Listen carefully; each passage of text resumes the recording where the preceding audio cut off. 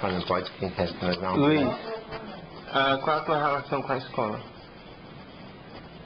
Meu nome é Luiz Bernardino de Oliveira Filho. Trabalho em escola pública há mais de 16 anos.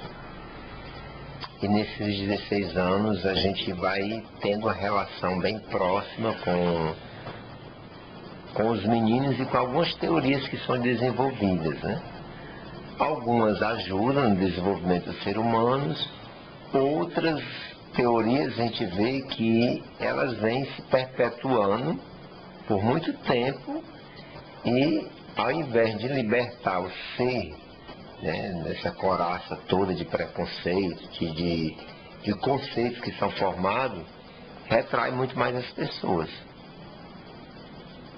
Agora eu vejo assim, o primeiro aspecto que eu acho que a gente tem que analisar é o seguinte: a escola, ela é uma reprodutora do sistema social que a gente vive, né?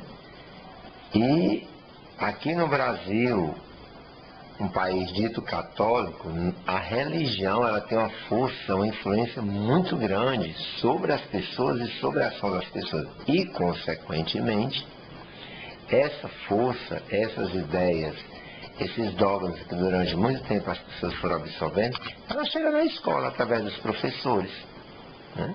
O primeiro aspecto é que chega através dos professores. Então, o corpo sempre foi visto como algo muito proibido, algo muito feio. Até há pouco tempo nós tínhamos na escola atlas do corpo humano que chegavam, né? Aparelho reprodutor feminino. Tinha lá todo o atlas do corpo humano feminino e no espaço onde tinha a imagem da vagina não tinha nada. Era como se a mulher fosse assexuada. Da mesma forma também no atlas em que trazia o corpo humano masculino. Da mesma forma. Cabeça, tronco e membro, quando chegava na parte sexual, em branco. Nós ainda temos isso em algumas bibliotecas, né? Hoje a questão está evoluindo mais um pouco. Então, falar de sexualidade ainda, para os jovens, é muito difícil.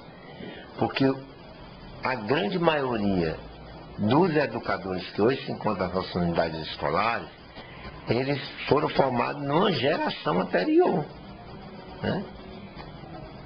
Então nós temos aí uma grande dicotomia. Temos pessoas que não viveram plenamente a sua sexualidade no sentido dos conceitos religiosos, e por outro lado temos a parcela juvenil que está dentro das escolas de crianças de 13 anos que já tem a experiência sexual, né?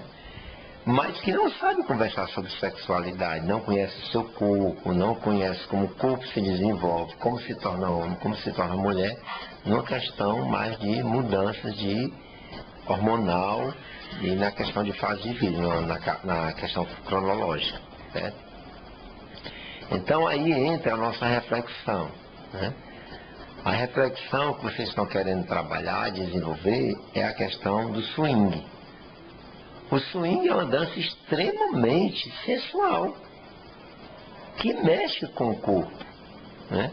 São roupas curtas, né? As meninas elas vêm para a escola e os meninos, né? Corpos se tocam, né? Tem a questão do toque do corpo, né? Tem a questão do rebolado da parte das nádegas, né? O swing mostra também essa questão, alguns passos da dança, como se diz, algumas marcações da dança, elas reproduzem uma relação sexual, né? Então, as nossas escolas estão preparadas? Não estão. Verdade é que muitas vezes nas mostras culturais, nas mostras científicas, dizem logo para os alunos, é logo baixado um decreto, né? Olha, pode apresentar dança folclórica, quadrilha, né, forró, pé de serra, mas músicas tipo swingueira não pode. É logo baixado um decreto, né? E os alunos não entendem muito bem isso, porque está no dia deles, no ambiente deles, no cotidiano deles, eles veem a sensualidade mesmo do corpo na favela, jovens seminuas, né? jovens realmente com os peitos avantajados e com a roupa decotadas, jovens de barriga de fora, jovens com shorts minúsculos. Então, para eles é uma grande contradição. E tem outra questão ainda mais séria. A maioria dos nossos jovens que estão dentro das escolas públicas são jovens que os espaços onde eles vivem, familiares, são tão pequenos que muitas vezes, o que é que eu percebo? Que o pessoal da periferia passa muito tempo fora de casa, na calçada, na rua. Por quê? Porque durante o dia o calor é muito grande. Então essas pessoas, elas não suportam o mesmo espaço. Quando é à noite, todo mundo se aglomera para dormir, né?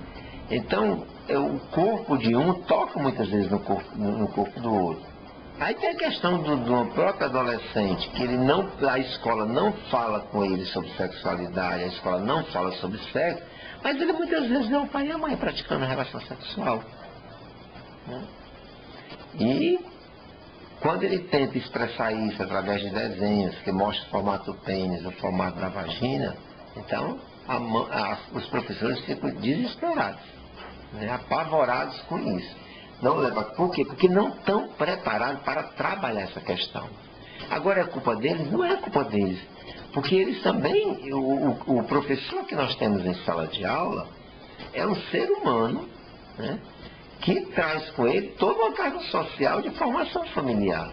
Se ele não teve essa formação, se ele não conversou e não trabalhou isso na cabeça dele, se a universidade não trabalhou esses professores no curso de pedagogia, nas graduações, essas questões, né? Então, como é que eles vão ter suporte para trabalhar com seus alunos? Eu mesmo, nesse dia, tomei um susto. Nós tivemos na escola em que eu trabalho atualmente, uma equipe que foi trabalhar com os meninos durante a semana toda sobre a HIV/AIDS, né, doenças sexualmente transmissíveis, e abri o livro de ciências do 6º ano e fiquei admirado com o tipo de gravura que eu vi lá. Realmente gravuras bem detalhadas dos órgãos da genitália masculina e feminina, né? E o depoimento do aluno foi, eu perguntei para eles por que é que eles estavam se assustando com os painéis que o pessoal da palestra estava trazendo para eles, quando no livro deles tinha mais detalhado essas gravuras. E o que eles me colocaram foi, não tio, o professor de ciências já disse que essa parte nós vamos pular. Quem é o professor de ciências deles? É um cara jovem, que na universidade não foi trabalhar essa questão com ele, né? E ele não tem suporte para trabalhar isso. Aí, por que eu estou fazendo todas essas reflexões? Pode ser até um turbilhões de ideias, né? Porque até agora eu estou jogando turbilhões de ideias, a questão do processo histórico, a questão da própria religião, o corpo negado, o corpo que é feio, a religião que vem e tenta abafar essa questão do sentimento, porque tocar, o corpo tem que ser tocado, o corpo tem que ter sentido, o corpo tem que ser descoberto. E muitas vezes um jovem não descobre o seu corpo porque essa questão de toque foi uma coisa de pecado, uma coisa caminosa. Aí nós voltamos para situações. Até pouco tempo atrás, era comum se ver muitos grupos de danças e muitos desses grupos de swingueiros dentro das escolas, utilizavam esses espaços das escolas para isso, né? Mas isso causou inúmeros problemas. Problemas por quê? Primeiro porque se concentrava um grande número de alunos em determinada sala de aula, né? E eles iam realmente com roupas muito curtas, roupas decotadas, sabe? Ficava naquele espaço quente, começava a suar, começava a dançar. E eu pessoalmente cheguei várias vezes até me assustar, entrar numa sala assim, eu chegava para dar boa tarde à turma e estava mesmo com uma sensualidade no corpo muito próximo do outro que mostra que eu cheguei até a perceber jovens mesmo com, né, eretos mesmo, com pênis eretos, né, tudo. Mas encarava aquilo numa boa por ser uma expressão cultural como qualquer outra. E por que incomoda essa questão da swingueira nas escolas? Porque é uma expressão cultural da periferia, né? Ela nasce dentro das escolas como eu diria até, um resgate do próprio jovem tentando se colocar, porque o jovem da periferia não tem espaço para ir para uma aula de salão, uma dança de salão, que é caro. A aula de bolero é caro, uma aula de dança de salão é caro. O jovem da periferia, ele não tem condições de pagar o curso de balé. Quais são as meninas que têm condições de pagar o curso de balé, que é caro, requer roupa, requer academia, requer de dar passagem. Então, qual é o espaço que eles encontram? Né? É copiar desses grupos que surgiram vários grupos, né? Há uns 8 anos atrás, 8 anos não, há 6 anos atrás, nós tivemos uma efervescência muito grande desses grupos de swingueira, que era o que? Era o conjunto, o vocalista e 2 moças, dançando com alguns rapazes. Né? Então esses meninos começaram a copiar isso, porque também era o tipo de música que entrava na sua casa. Era o tipo de música que mostrava a negra e a loura, um do lado do outro, e um grupo de rapazes dançando. Então vão para as escolas, porque é o espaço que eles tinham. Dentro das nossas periferias nós não temos espaços que acolham os jovens, né? Salvo isso aqui, um centro social, uma coisa ou outra, né? E muitas vezes esses centros sociais estão na mão de senhoras, de senhores, né? E não na mão dos jovens. Então é muito regrado o que pode e o que não pode, é cheio de regras. E eles vão para dentro das escolas, né? Começam a crescer esses grupos, e eu acho até que foi até um processo natural a saída deles das escolas, porque eu lembro que há 6 anos atrás era muito comum os festivais desses grupos. E as escolas não comportavam também esse tipo de festival. Não comportavam, né? Surgiu-se há 6 anos atrás, não foi lei isso, uma orientação da Secretaria Estadual de Educação, por conta de alguns acidentes que estavam acontecendo nas escolas. Por exemplo, as escolas eram emprestadas para festas, e algumas dessas festas tinham bebidas alcoólicas, então geravam um sério problema durante a semana, porque os alunos chegavam e estavam cheios de bebida, tinha lata de bebida, garrafa de bebida nas escolas, né? Também aconteceu que em algumas festas juninas, chegou a acontecer mortes dentro de determinadas escolas.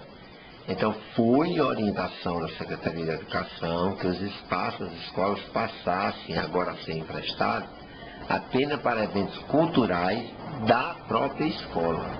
Mas isso não foi lei, né? Sinal que não foi lei, que surge a tentativa também da Secretaria de Educação, nessa mesma época, que as escolas fossem abertas nos finais de semana para a comunidade.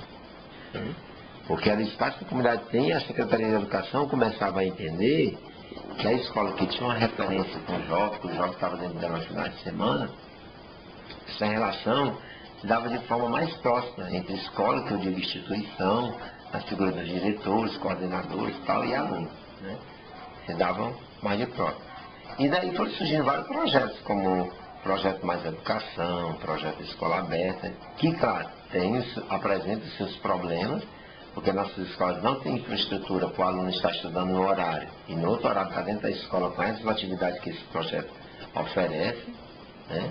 Tem assim uma série de questões que a gente podia questionar, mas eu quero ressaltar aqui essa tentativa de abrir os espaços para a juventude, é isso que eu quero ressaltar. E eu conversando com alguns jovens desses, né, que faziam parte desses grupos de dança, de swingueira dentro das escolas, e eu fazia a pergunta, né?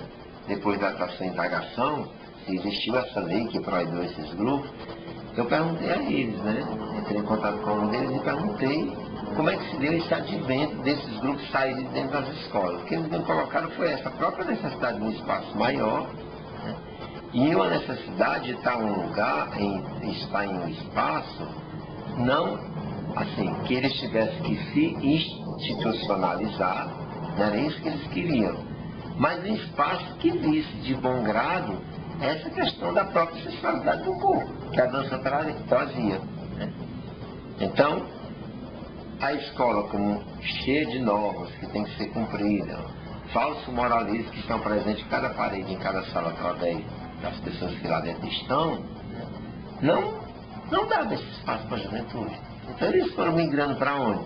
Foram migrando para os centros sociais, foram migrando para alguns grêmios, né? No caso aqui, nosso bem próximo, Nós temos o Grêmio do Ferroviário, que hoje é uma grande concentração desses grupos de dança, de swingueira, né?